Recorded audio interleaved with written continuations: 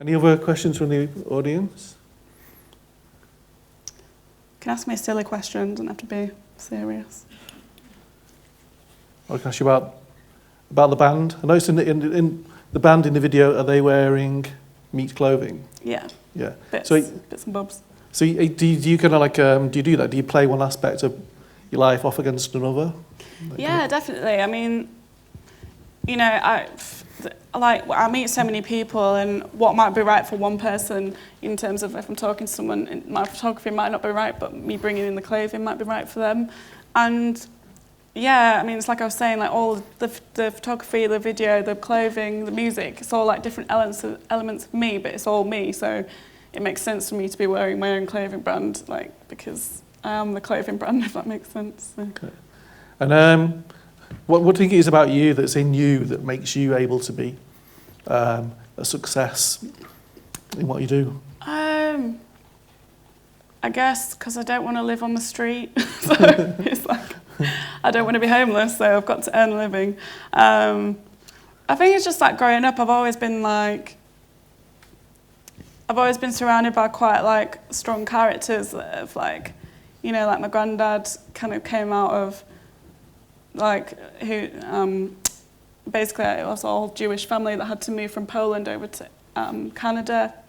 And that kind of people that you're come from and like that kind of background, I think kind of trickles into the kind of person that you are. So I've heard all the stories that they've been through, and I kind of think, God, like I haven't been through anything like that, but there is that like, I guess like the hustle of like, I've got to make a living. So like my granddad used to go around trying to sell like bog brushes, and that was like his entrepreneurial thing. So I think it's just like I've always been quite like, I like making my own money. And yeah, like even when I was 13, I was like selling stuff on MySpace, like old clothes, and like, yeah. Right. Have you done any kind of like dodgy jobs along the way, or did you go straight into the photography and that was it? I don't know about dodgy jobs. I mean, like, I guess I've been quite lucky that, I mean, since uni, I haven't had to work for anyone else. Right. It's unusual. That's good. Yeah, I mean, I assisted one photographer for 1 week, and that was about it. Right. But I mean, I've done all the jobs. I worked in a call centre, I've been a babysitter, used to work in next clearance, so done them all. I used to work in a library. What was that like? That was quite good, actually. Yeah. Met quite a lot of interesting people. In fact, my first day there, they had like a drugs raid, like police in the library. That was quite funny. Okay, so any questions you'd like to ask Alice, anybody? What inspires you? Again, I guess like people, characters, meeting people. Like I love people watching.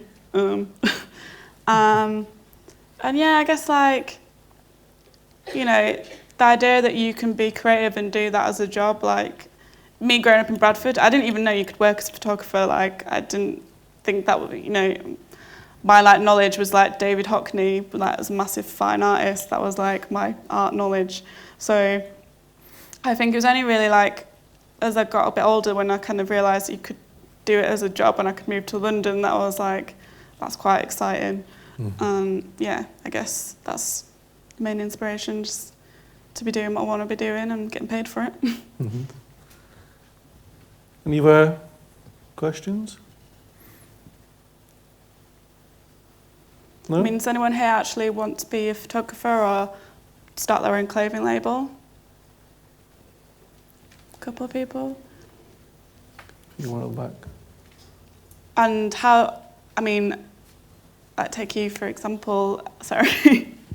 How before today, like how would you think you would get into doing that industry? It's just inspiration from things around me and in the world around me, things that I'm really passionate about influence what I want to do in fashion. So ethics and being sustainable, all of that. I'm into bicycles, so it's ethical bicycle clothing.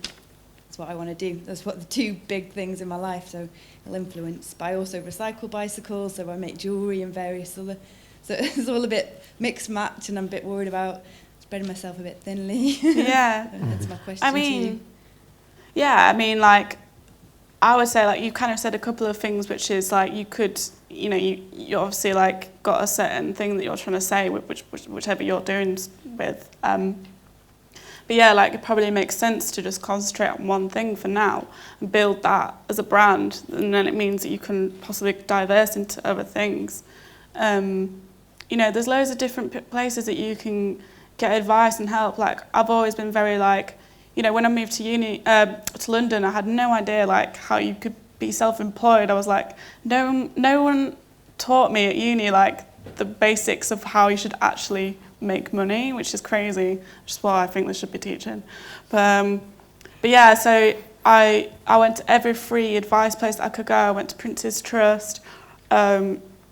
Where I am in East London, there's like an East London Small Business Centre. There's so many different places that you can go, and a lot of them do want to give you, you know, you can have loans if you need to start up something, which are like hardly any interest on it if it's like something that you think could be viable to make money from. So it's all like possible. It's just like going to things like this and like going to meet people and being quite inquisitive to like find out ways that you can make it possible, and if there's a market for it.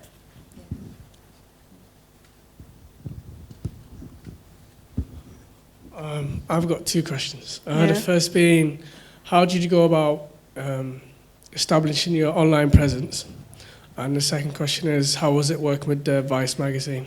Yeah, in terms of online presence, obviously, like, yeah, going back to like MySpace, so like even MySpace days, so I was like, I used to like take loads of pictures of myself, like back when I was living in Bradford, Photoshop them really bad. In fact, I don't even have Photoshop. I think I had some really crap like thing, and I used to like put these up as like characters. So I used to like do a lot of like self-portrait stuff. So I kind of like started from there, and then obviously like Facebook happened, then Twitter, then Tumblr. So I think I kind of built the online presence through. I did a lot of self-portrait work, but I don't think that's necessarily like for everyone. But so like just constantly putting my work up. I had a nice website, so everything always linked back to my website. Doing videos, anything I was doing, I could think that I could create content that doesn't necessarily have to be your own work, but it could be like you just getting involved with something else that then draws traffic back to you. And so yeah, I think it's also like once you've got like your website up or whatever, contacting blogs and like submitting your work to different kind of like, say like fashion, say I've done like a fashion shoot, I'll know there's like certain blogs that if I send it to them, they have such a massive amount of like viewers, they'll reblog it. So it's just like mental, like how, yeah, if you put it in the right places, it'll just all come back to you. I mean, it's funny because there's some like online, some magazines whose websites I've got more people clicking on my site than they're clicking on theirs. So it's almost like I'm advertising them than they're advertising me. So I think especially now, like when I go to like fashion shows in London, the amount of bloggers that are on the front row that like you've got like actual designers that are sat at the back, because they're the people that are like that the brands and the people want to be involved with, because they're the people that people are watching and reblogging. So I think it's just such a powerful tool. Like with it working within the creative industry, I think you're crazy not to like utilise it. How was it working with Vice? To be honest, I don't really like Vice. I don't really like what their aesthetics were, but at that point in time, they let me do whatever I wanted to do. So that was why I was like, cool. And they were actually the only magazine that actually paid at that point. So, but I would say, I mean, Vice have actually stopped doing their fashion section now, so it's just all doing the documentary side, which actually I think they're really good at. And they've actually just taken over, I think it's ID. So, yeah, I mean... Are they as crazy as they make it out to be? I mean, they're on it. Like, out of all the magazines I've gone to, they've got the nicest office, they're making money, they're clever, they've used the internet like how it should be used. So they've just been really clever. And yeah, like obviously there's people that work there that are a bit like mental, but There's also a lot of just normal journalist type people that work there. So yeah. I was just wondering if you had any idols or any dream people you'd love to collaborate with, just anyone you've not worked with that you would like to, in particular. Yeah, I mean, I'd love to, I don't know if you guys know like Diane Wood, but I'd love to do something with them, either like doing their video, like anything. I think they're sick. Yeah, there's loads of people, I think, but to be honest, like, it's like the world of like celebrities and that kind of thing changes so fast. Like the most interesting things that I've done have usually been with people that I'm on a level with, where you don't have that kind of awkwardness, I guess, of like if I was photographing someone big, you've got their entourage and it's not so like between you doing something. But yeah, who else? Don't know. Loads of people. I'd love to shoot the Queen. It's a bit funny. And I'd love like Michelle Obama to wear meat clothing. Like, that'd be good. Yeah. Okay, well, I'd just like to thank Alice for coming and talking to us and sharing her experiences. Thanks for having me. Thank you.